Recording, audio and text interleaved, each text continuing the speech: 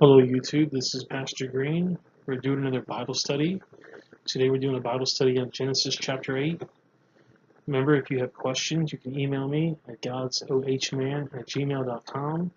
That's godsohman@gmail.com. This is a YouTube Bible study. Make sure you subscribe to my channel. Click the notification bell so you'll be updated on any new videos that I post.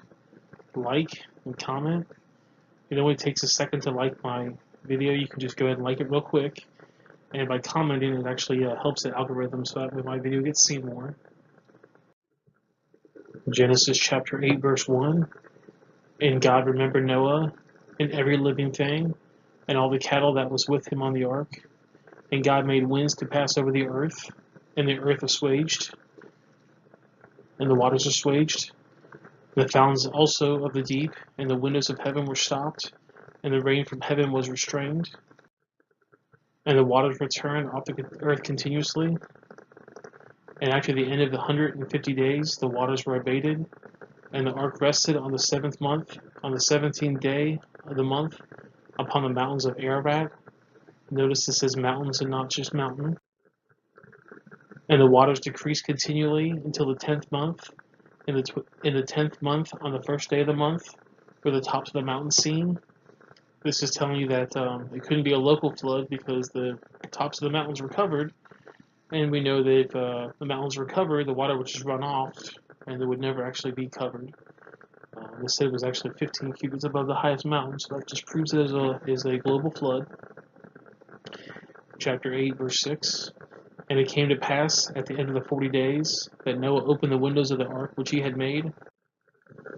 And he sent forth a raven, which went forth to and fro, until the waters were dried up from off the earth. Also he sent forth a dove from him, to see if the waters were abated from the face of the ground. But the dove found no rest for the sole of her foot, and she returned unto him on the ark. The waters were on the face of the whole earth. And again, it says the whole earth. It doesn't say that it was a local flood. It says it covered the whole earth.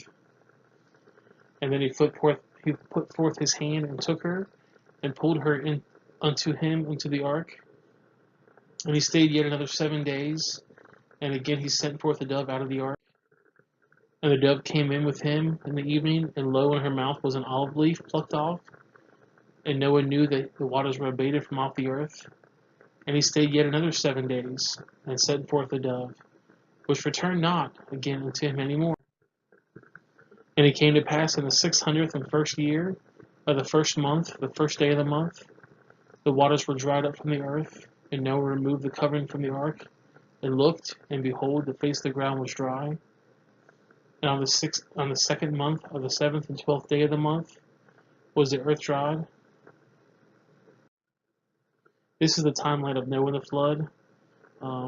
If you actually add up all the days, you're going to see that it's actually, over a whole year. Rained for 40 days and 40 nights. On the 17th day of the month, which was 110 days after it stopped raining, the ark lands on a mountain. 73 days after that, you get to see the tops of the mountains appear. And then there's a couple little 7-day periods in there where he sent out ravens and doves. He actually was in the ark for over a year. And God spake unto Noah, saying, Go forth off the ark, thou and thy wife, and thy sons wives with thee. Now notice it says, Go forth from the ark. If you remember in the last chapter, when Noah got done with building the ark, God said, Come into the ark. So this is saying that the whole entire, over a year journey, God was inside the ark with Noah. And the King James is saying, Go forth out of the ark, meaning he's inside. He's telling Noah to leave. Other Bible translations say something else. This is the Holman Christian Standard Bible. And as you can see, it says, Come out of the ark. If it says come out, that means God's on the outside. By saying go forth, that means he's on the inside with them. Genesis 8:17. Bring forth with thee every living thing that is with thee, all flesh, both of fowl and of cattle, and of every creeping thing that creepeth upon the earth, that they may breed abundantly upon the earth, and be fruitful and multiply upon the earth. And Noah went forth, and his sons, and his wife, and his sons' wives with him, every beast, every creeping thing, every fowl, and whatsoever creepeth upon the earth after their kind went forth to the ark. A lot of the scientists use this fancy word called divergent evolution. Giving it a fancy name does not change the fact it's still a dog. They're showing that the wolf turned into all these different animals. They call it divergent evolution. We call it microevolution. I don't even like the word microevolution because it's talking about evolution. And all this is changing the species. God said that the kinds will bring forth, so it's able to bring forth, but it's still the same biblical kind of animal. Here's a little book here, and it's talking about the kaibab squirrel and the abated squirrel, which is on either side of the Grand Canyon. They're talking about that these two animals are on a reproductive isolation. And so they say that these two squirrels are completely different species of squirrels, but you can look at both of them and tell they're a squirrel. There's actually many different types of squirrels in the world, but again, if you look, they're all squirrels. This is a Mexican textbook, and it shows you that the horse, the zebra, the mule, and this other horse is all probably related, and that's because they're all a horse. They come with all the same horse equipment, four-wheel drive, leather upholstery. They're all a horse. Here's a miniature horse in Baton Rouge, Louisiana. Here's the world's smallest horse. His name is Mini Buck. He's 4.5 years old. There's a little baby riding the Mini Buck there.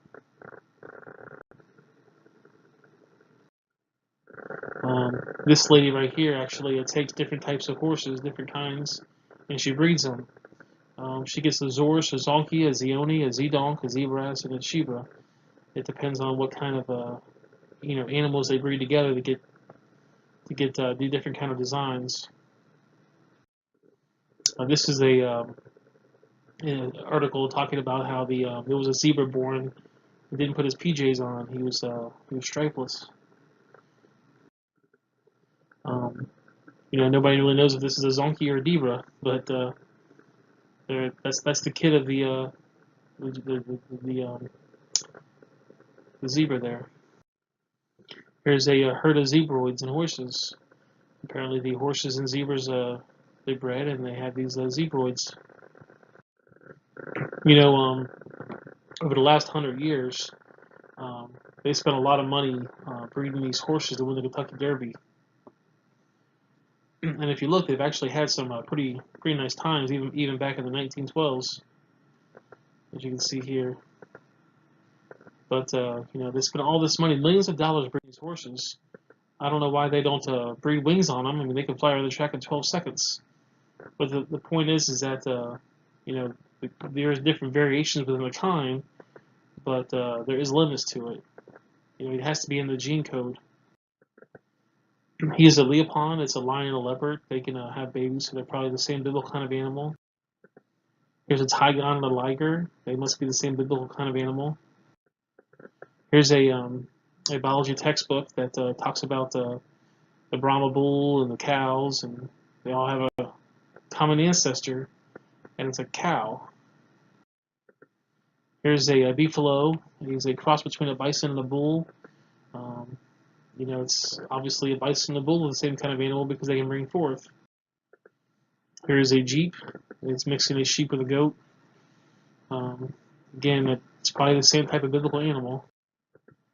Here's a whelpin. It's a breeding of a whale and a dolphin. Again, this must be the same type of biblical animal.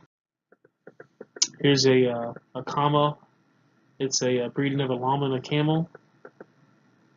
If the male parent is a camel, it's a comma. If the male parent is a llama, it's a label.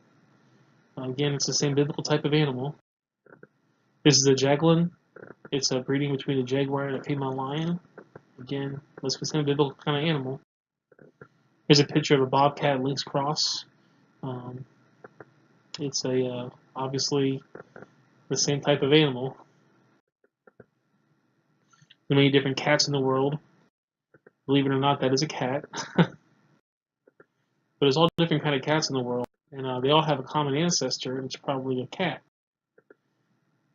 Another big cat, a big old cat. I would hate to feed him. A little bitty small cat, fit in the guy's hands. All different kind of cat breeds out there. And there's actually, I think, over 300 breeds of cats in the world. And they all had a common ancestor. It was a cat.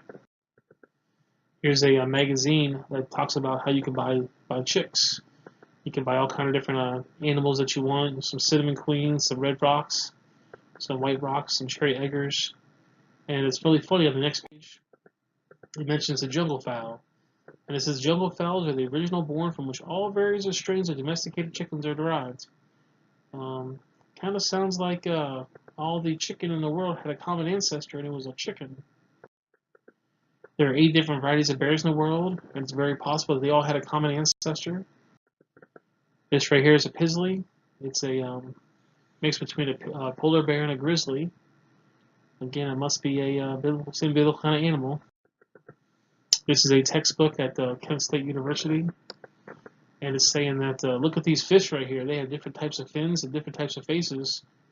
And they call them different species, but a kid could look at these and know they're all different types of fish. They're all a fish.